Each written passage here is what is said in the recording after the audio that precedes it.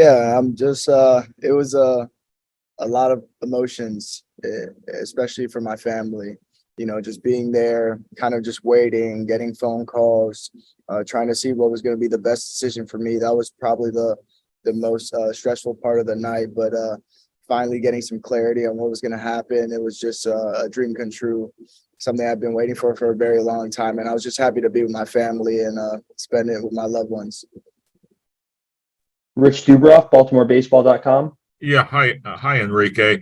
Uh, were the Orioles a consideration when you were thinking about what team might draft you? Did you think that there was a chance that they would draft you? Honestly, I had no idea. If I'm being quite honest, there's a team I didn't speak too much on my process. Maybe my agent did, but for me, myself, I hadn't been in contact with them. So it definitely came as a shock, but it was meant to be. I am where I need to be. And I'm glad the Orioles gave me the opportunity, and I'm looking forward to getting to work with them. Next up is Jake Rill, MLB.com. Hey Enrique, saw in the video that you called Mike before he was able to call you. Is that because you were so excited? That is true. When I saw the video on social media, I was like, oh wow, this is pretty cool. But my agent actually sent me over his number, so I took that as, hey, let me give him a call. So I just went ahead and dialed the phone and gave him a call. Chris Harris, WSMV. Hey, Enrique, congrats, man. Thank you. Yeah, I was just wondering, so you are the 22nd first-round selection from Vanderbilt since Tim Corbin has been there. I'm curious, number one, have you talked to him since last night? And two, how do you feel just being at Vanderbilt and what you did there prepared you for this moment? Yeah, I have talked to him, spoke to him last night, a brief text message. But I think it just shows the program's consistency over the years.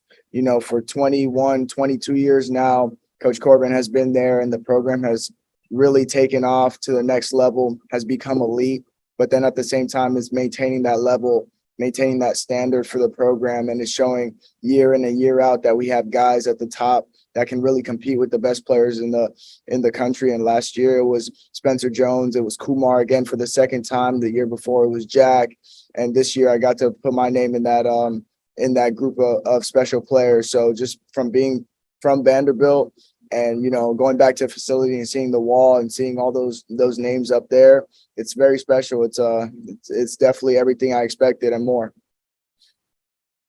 Luke Rolfinke, Vanderbilt Hustler. Hey, Enrique. Given that you were a 3-year starter in the SEC, how do you think that level of competition prepared you to transition smoothly into professional baseball with the Orioles?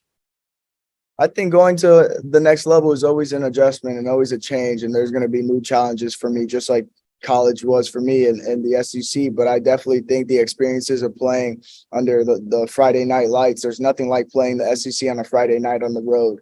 If you can play in that, you can play through pretty much anything. If you could play in Omaha, it's the same thing. So it was just a collection of experiences that I would say never bad moments, always either good learning experiences, things that can help you gain experience and get better down the road. So I feel like that's where my experience is going to help lead and help me translate to the next part of my journey. Jacob Meyer, Baltimore Sun. Hey, Enrique. To follow up on that, obviously your freshman year at Vanderbilt, you had a really good year. How do you think you can adjust to pro ball? What did you maybe learn as a freshman at Vanderbilt that you can maybe carry over to being a new player in pro ball? Well, the game is fast. The game is fast at every level. High school baseball definitely isn't anywhere near what college or professional baseball is. So it's an adjustment. There's always going to be a brief adjustment period. So I'm prepared to go in there, make sure that I do everything in my power to make sure I'm ready. But I also have experiences of struggles, failures, but I also do have the successes that were going to help me carry on and get to where I need to get. But I definitely think it's just kind of using my past experiences, reflecting on them, and helping them take me forward. Danielle Allentuck, Baltimore Banner. Hi, Enrique. I saw that you played with Kobe Meyer as a kid. What's your relationship like with him? And did you guys talk at all last night? Yeah, my relationship with him, is a good friend. I've known him since we were small. So for this to happen now and for us to be in the same organization is kind of something that's like full circle. You know, our dads talk all the time, and I may not talk to Kobe as much, but I know we're both busy people, but our dads keep in contact. So it's basically it's a great feeling. He reached out to me last night, and I saw the tweet of the picture of us when we were 11, and that was pretty cool. I definitely was happy to see that. Next is Sean Stepner, WMAR. Hey, Enrique, Sean from WMAR ABC Baltimore. Congratulations. Hey, just wondering a couple things just for Orioles fans out there. Introduce yourself to them. Like, what are your strengths? And also as a follow-up to that, what are your thoughts on the Orioles as a team, as a system? And I guess, like, how excited are you to join this system given their ability to develop prospects specifically recently? Yeah, my name is Enrique Bradfield Jr., born in Hialeah, Florida, born and raised in the 305. I went to American Heritage, a high school loaded with baseball talent. Went to Vanderbilt. They're just getting a competitor, somebody who knows how to compete. My love for this game is definitely next level, and I feel like to have success at the professional level, it needs to be like that. You know, I'm always committed. I'm disciplined to get the job done. I know exactly how to process things and use my mind to be able to help me and figure out. So I have no concerns about going up to the next level and not having success. I've been able to adapt to every level I've ever been at and be able to produce. And I feel like this one's going to be no different. To your next question, I would definitely say, can you repeat that again for me? Yeah, just your thoughts on joining the Orioles and, a farm system that has produced some pretty highly touted prospects over the last few years specifically. I'm excited, watching the Orioles in the big leagues right now. They have a bunch of young guys out there who are playing really good baseball, really talented players, but they're all homegrown players. So the fact that the organization can really develop guys gives me a level of excitement for me to go in there and know that I'm going to get better every day and get to work. So that's probably the biggest thing for me. Chris Harris.